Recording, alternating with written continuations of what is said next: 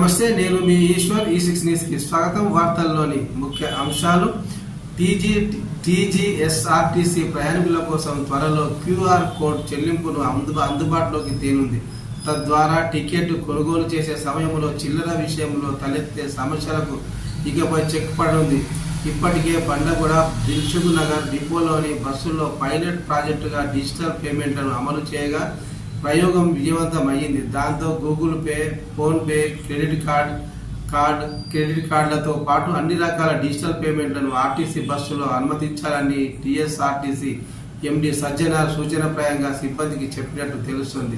అలాగే ప్రస్తుతం ఆర్టీసీ బస్సుల్లో కండక్టర్లు వినియోగిస్తున్న టీమ్ మిషన్ల స్థానంలో రాష్ట్ర వ్యాప్తంగా అందరికీ ఆటోమేటిక్ ఫేర్ కలెక్షన్ సిస్టమ్ మిషన్లు ఇవ్వనున్నట్టు సమాచారం.